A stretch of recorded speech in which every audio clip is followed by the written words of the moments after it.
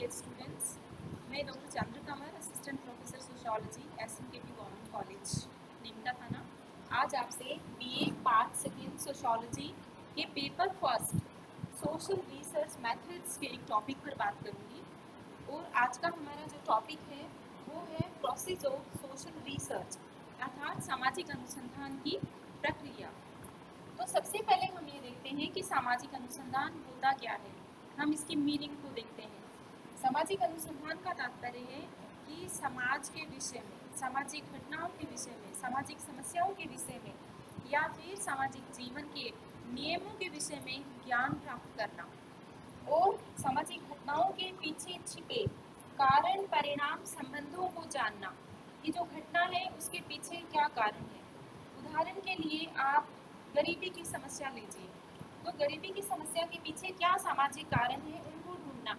हालांकि गरीबी की समस्या के बहुत सारे कारण हैं, परंतु समाज में अंतर्निहित कौन से कारण हैं या फिर सांस्कृतिक कारण कौन से हैं गरीबी के, उनके बारे में शोध करना। तो जो सामाजिक अनुसंधान है या सोशल रिसर्च है उसको कंडक्ट करने की एक निश्चित प्रक्रिया होती है, एक निश्चित प्रोसेस होता है।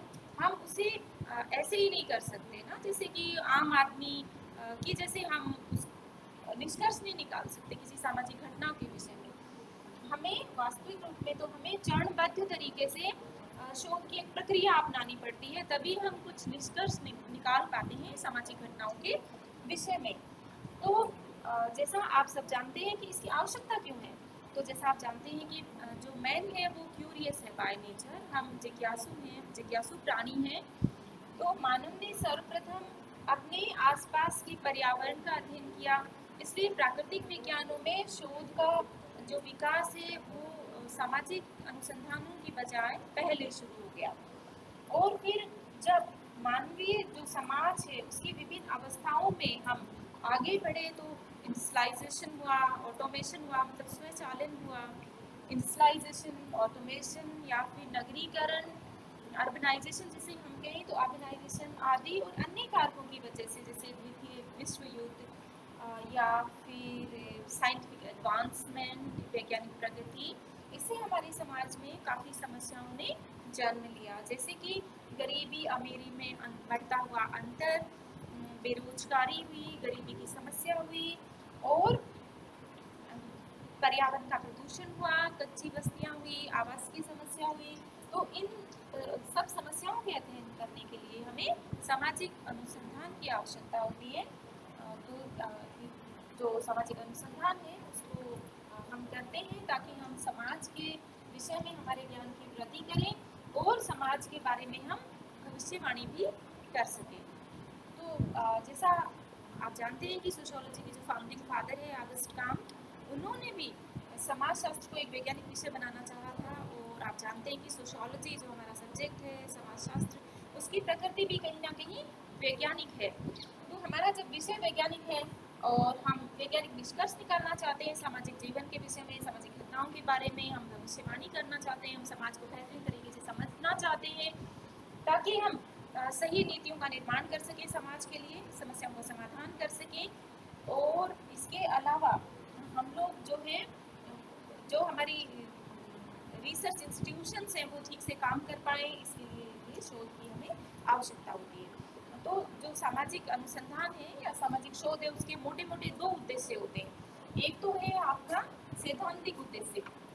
सैद्धांतिक उद्देश्य सामाजिक अनुसंधान का ये है कि इससे हमारी ज्ञान में वृद्धि होती है और ज्ञान में वृद्धि होने से हम समाज को, सामाजिक घटनाओं को बेहतरीन तरीके से समझ पाते हैं, हम नए सिद्धांतों का निर्माण करते हैं। और दूसरी जो उद्देश्य है सामाजिक अनुसंधान का वो है व्यवहारिक उद्देश्य। व्यवहारिक उद्देश्य का तात्पर्य ये हुआ कि सामाजिक अनुसंधान जब हम करते हैं तो हम सामाजिक समस्याओं का समाधान ढूंढ सकते हैं, हम उनका हल निकाल सकते हैं। नीति निर्माण में हमें, जो हम शोध करते हैं उसका ज्ञान हमें नीति निर्माण करते समय मदद करता है और हम कल्याणकारी योजनाएं बना सकते हैं। तो सामाजिक अनुसंधान हम दो उद्देश्यों के लिए करते हैं। अब हम ये देखते हैं कि ये सामाजिक अनुसंधान है उसका प्रोसेस क्या है। तो देखिए, सामाजिक अनुसंधान है वो एक वैज्ञानिक पद्धति के अंतर्गत किया जाता है और वो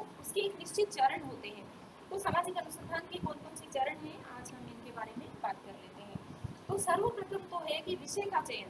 सामाजिक अनुसंधान करते समय सर्वप्रथम आपको विषय का चयन करना होता है, और विषय का चयन से तात्पर्य यहाँ किसी डिसिप्लिन का चयन करने से नहीं है, मतलब सब्जेक्ट ऑफ स्टडी से, ब्रांच ऑफ नॉलेज से नहीं है।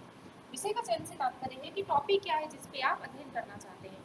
जो हमारा विषय है शोध का, वो बहुत ना ही तो बहुत ज़्यादा बड़ा होना चाहिए, बहुत विस्तृत नहीं होना चाहिए, और ना ही बहुत ज़्यादा वो छोटा होना चाहिए, क्योंकि बहुत बड़ा होगा तो फिर क्या उसके क्या परिणाम हो सकते हैं या क्या नुकसान हो सकते हैं। तो देखिए, अध्ययन का जो विषय अगर वो बहुत बड़ा होगा तो हम उसका अध्ययन नहीं कर पाएंगे, क्योंकि हमारी अपनी सीमाएं हैं, हमारे पास सीमित समय है, हमारे पास सीमित संसाधन है। संसाधनों में जैसे मैन पावर हो गया, कि डेटा कलेक्शन के लिए आपको कुछ लोगों की आवश्यकता होती है। इसके अलावा जब हम शोध करते हैं तो कहीं ना कहीं हमारा उसमें फाइनेंस या मनी भी इन्वॉल्व होता है। तो पैसा, समय और धन की दृष्टि से विषय बहुत बड़ा नहीं होना चाहिए, और अगर विषय बहुत छोटा होगा तो फिर देखिए उसका निष्कर्ष है वो बृहद समाज पर या बृहद जनसंख्या पर वो लागू नहीं हो सकता। ऐसा नहीं है कि आप 10 विद्यार्थियों का अध्ययन करके और राजस्थान के विद्यार्थियों के बारे में या भारत के विद्यार्थियों के बारे में कुछ निष्कर्ष निकाल पाए। इसलिए विषय का चयन हमें करते समय ये देखना चाहिए कि विषय ऐसा हो जिसका हमें नॉलेज हो, शोधकर्ता हो, और जिसको हम कर पाए, जो हमारी रुचि का भी हो। तो विषय सोशल साइंसेज में क्या विषय हो सकते हैं? बाल श्रम का आप अध्ययन कर सकते हैं, आप युवा संस्कृति का अध्ययन कर सकते हैं, और भारत जैसे परंपरागत समाज में आप ग्रामीण महिलाओं की परिस्थिति का अध्ययन कर सकते हैं, किसानों की समस्याओं का आप अध्ययन कर सकते हैं, या फिर वर्तमान समय में, कोविड के समय में हमारी संस्कृति में जो स्वच्छता की जो आदतें हैं उनका अध्ययन कर सकते हैं। तो ये शोधकर्ता की रुचि पर और उसके पास उपलब्ध संसाधनों पर या उसकी नॉलेज पर निर्भर करता है विषय का चयन। उदाहरण के लिए जैसे मान लीजिए आपने युवा संस्कृति लिया है शोध का विषय, तो आप इस पर कर सकते हैं। अब फिर दूसरा स्टेज क्या है? आपने विषय का चयन तो कर लिया, मान लीजिए आपने युवा संस्कृति ले लिया, लेकिन अब ये है कि इससे पहले इस पर कौन सा किसने शोध किया है, कौन सी पुस्तकें उपलब्ध है, इसके बारे में आपको जानकारी होना बहुत आवश्यक है कि कौन कौन से शोध पत्र प्रकाशित हुए हैं, विद्वानों ने क्या कहा है, आपसे पूर्व जो विद्वान थे। तो आप उपलब्ध साहित्य का अवलोकन करते हैं, अर्थात रिव्यू ऑफ लिटरेचर करते हैं। आप जो उपलब्ध साहित्य है आप उसका अध्ययन करते हैं, और उसके अध्ययन करने का उद्देश्य ये होता है कि आपको जानकारी भी प्राप्त होती है कि आप उन्होंने अध्ययन के लिए कौन कौन से तकनीकों का प्रयोग किया था, अध्ययन के उनके उद्देश्य क्या थे, अध्ययन विषय के कौन से पक्ष पर उन्होंने शोध किया था।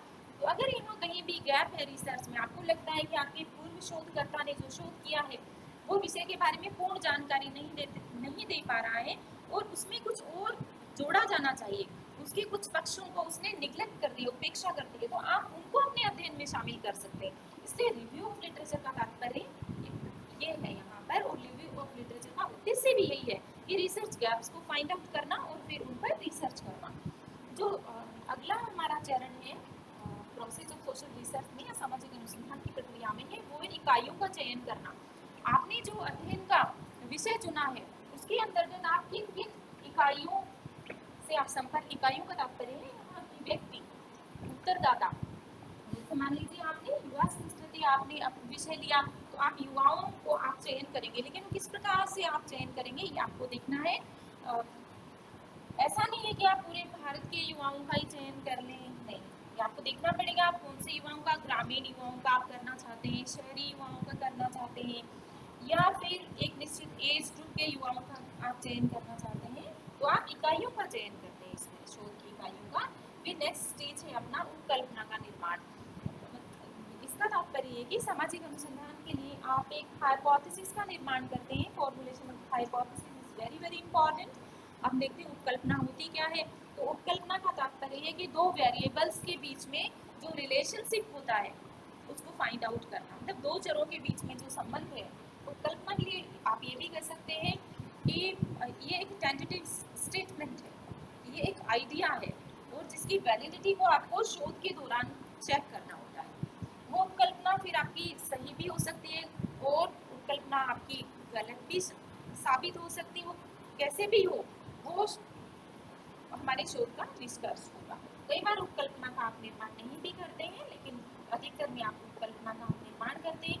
जैसे उपकल्पना एक वाक्य होता है और शोध के दौरान हम उसकी हम जांच करते हैं कि वो सत्य है या नहीं। वो दो वेरिएबल्स में रिलेशनशिप बताते हुए वाक्य होता है।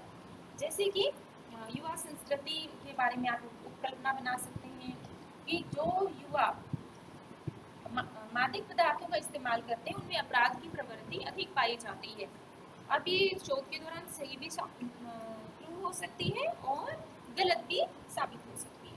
फिर हम देखते हैं कि उपकरणों या प्रविधियों का चयन करना, कि आप जो शोध कर रहे हैं उसके अंतर्गत कौन सी आप प्रविधियों का प्रयोग करेंगे, टूल्स और टेक्निक्स क्या होंगी आपकी शोध की। तो टूल्स और टेक्निक्स में आप अवलोकन या ऑब्जर्वेशन का इस्तेमाल कर सकते हैं। ऑब्जर्वेशन भी पार्टिसिपेंट ऑब्जर्वेशन हो सकता है, मतलब सहभागी अवलोकन या सहभागी अवलोकन हो सकता है, व्यक्तिगत अध्ययन पद्धति हो सकती है, या फिर अनुसूची या शेड्यूल का आप इस्तेमाल कर सकते हैं। और अगर बहुत बड़ी आप जनसंख्या का अध्ययन कर रहे हैं, आपका सैंपल साइज बहुत बड़ा है, तो आप प्रश्नावली का इस्तेमाल भी कर सकते हैं जो आप डाक द्वारा भेजते हैं। तो टूल्स एंड टेक्निक्स का आप सिलेक्शन करते हैं। फिर कई बार क्या होता है कि आप जो उपकरण प्रविधियां इस्तेमाल करते हैं उनकी कई बार प्री टेस्टिंग भी करते हैं कि जो आप उपकरण दिया है क्या वो शोध के लिए उपयुक्त है, तो आप पहले ही प्री टेस्टिंग कर लेते हैं जो आपके समय, धन और संसाधनों की आपकी जो मैन पावर है उसकी बचत करता है। इसके बाद में जो हम नेक्स्ट जो हमारा चरण है वो ये है कि तथ्यों का संकलन करना, अवलोकन द्वारा तथ्यों का संकलन करना, संकलित किए गए तथ्यों का वर्गीकरण करना और उनका सामान्यीकरण करना। सामान्यीकरण के बाद में सिद्धांतों का निर्माण करना या जो पहले से सिद्धांत थे उनकी पुनः परीक्षा करना, और फिर आप अपना प्रतिवेदन प्रस्तुत करते हैं। तो इस प्रकार से हम देखते हैं कि विभिन्न चरणों के माध्यम से आप सामाजिक अनुसंधान की जो प्रक्रिया है उसे पूर्ण करते हैं और किसी विषय के बारे में या किसी टॉपिक के बारे में आप नवीन तथ्यों को आप प्रस्तुत करते हैं, या फिर जो पहले से सिद्धांत हैं उनकी आप उन्हें परीक्षा करते हैं। इस प्रकार से हम देखते हैं कि सामाजिक जो अनुसंधान है वो बहुत महत्वपूर्ण है नवीन ज्ञान प्राप्ति के लिए और उपलब्ध ज्ञान की पुनः परीक्षा के लिए। और इसी से हम जो समाज शास्त्र है उसको एक वैज्ञानिक विषय बना सकते हैं और समाज के बारे में हम वैज्ञानिक दृष्टिकोण से जानकारी प्राप्त कर सकते हैं, और हमारे जो समाज शास्त्रीय ज्ञान है उसको हम और इनरिच कर सकते हैं, और हमारे जो मानव समाज है उसकी समस्याओं के विषय में हम ज्ञान प्राप्त कर सकते हैं, और प्राप्त ज्ञान के द्वारा हम सामाजिक नीति निर्माण हुई या सरकारी योजनाएं हुई या फिर कल्याणकारी योजनाएं हुई उनके निर्माण में हम अपने